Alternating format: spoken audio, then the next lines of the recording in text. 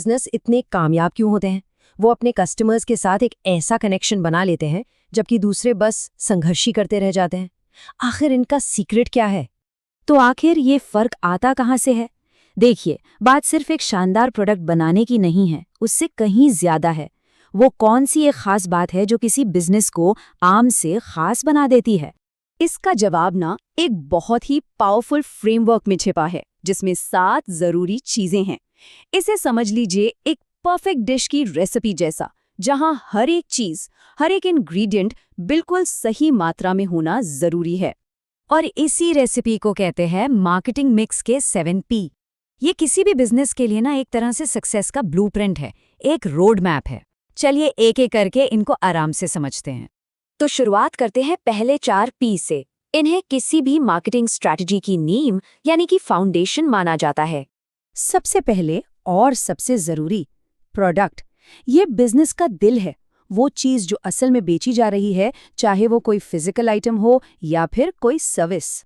चलिए इसको समझने के लिए ना एक कॉफी शॉप का एग्जाम्पल लेते हैं।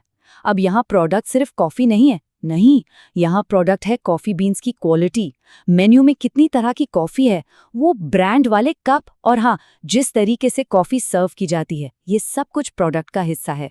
ओके, तो प्रोडक्ट तो बहुत बढ़िया है, लेकिन इसकी कीमत क्या होगी? यहाँ आता है हमारा दूसरा पी, प्राइस। और यकीन मानिए, ये सिर्फ एक टैग पर लिखा नंबर नहीं है। वापस चलते अपनी कॉफी शॉप में। एक कप लाते की कीमत कितनी है? क्या वो आसपास के दूसरे कैफे से महंगी है या सस्ती? क्या लॉयल्टी कार्ड पर कोई डिस्काउंट मिलता है? ये सारी चीजें प्राइस में आती है और कस्टमर के दिमाग पर सीधा असर डालती है। ठीक है, प्रोडक्ट भी सेट है, प्राइस भी आ गया। अब अगला सवाल, कस्टमर इसे खरीदेगा कहाँ से? और इसी सवाल का जवाब है हमारा तीसरा पी, प्लेस। सोचिए, हमारी कॉफी शॉप की लोकेशन कहाँ है?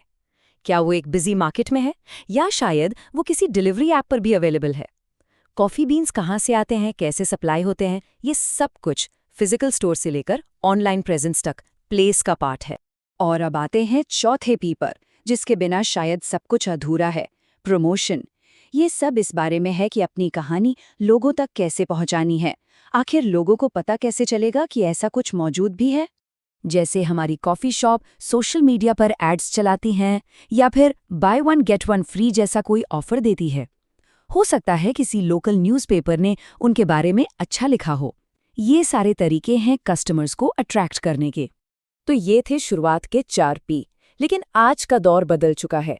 अब सिर्फ प्रोडक्ट बेचना काफी नहीं है, एक्सपीरियंस भी उतना ही जरूरी है। और यहीं पर आते हैं अगले 3 पी, जो खासकर सर्विस बेस्ड बिजनेस के लिए गेम चेंजर हैं। 5वां पी है पीपल, यानी लोग। सच पूछिए तो कोई भी बिजनेस अपने लोगों के बिना कुछ भी नहीं है। वो सिर्फ एम्प्लॉयज नहीं है, वो उस ब्रांड का चलता फिरता चेहरा है। जरा उस कॉफी शॉप के बरिस्ता के बारे में सोचिए, जो एक स्माइल के साथ वेलकम करते हैं। उनका फ्रेंडली बिहेवियर, उनकी ट्रेनिंग और ग्राहकों से उनकी बातचीत, यही तो वो एक्सपीरियंस बनाते हैं जिसके लिए लोग बार बार आना चाहते हैं। नेक्स्ट अप, छठा पी, प्रोसेस। ये पर्दे के पीछे का सिस्टम है, वो मशीनरी जो चलती है ताकि कस्टमर को एक स्मूथ एक्सपीरियंस मिले। अगर ये गड़बड़ हुआ तो सब गड़बड़ हो जाता है। उस कॉफी शॉप में ऑर्डर देने से लेकर कॉफी हाथ में आने तक का प्रोसेस कितना आसान है? क्या वहां लंबी लंबी लाइनें लगती हैं, या फिर टेक्नोलॉजी का इस्तेमाल करके सब कुछ फास्ट और एफिशिएंट है? एक अच्छा प्रोसेस कस्टमर का टाइम बचाता है और फ्रस्ट्रेशन भी। और अब आते हैं आखिरी 7वें पी पर, फिजिकल एविडेंस। ये वो सारी चीजें हैं जिन्हें कस्टमर देख सकता है, छू सकता है, महसूस कर सकता है, जो बिना बोले ही सर्विस की क्वालिटी के बारे में बहुत कुछ कह जाती हैं। कॉफी शॉप साफ सुथरी है या नहीं, टेबल्स चेयर्स कंफर्टेबल हैं, नैपकिन्स पर लोगो है क्या, उनकी वेबसाइट कैसी दिखती है, ये सारी छोटी छोटी चीजें मिलकर एक इमेज बनाती हैं, एक इम्प्रेशन छोड़ती हैं। तो अब हमारे पास ये 7 पी आ गए हैं, लेकिन यहाँ एक ट्विस्ट है।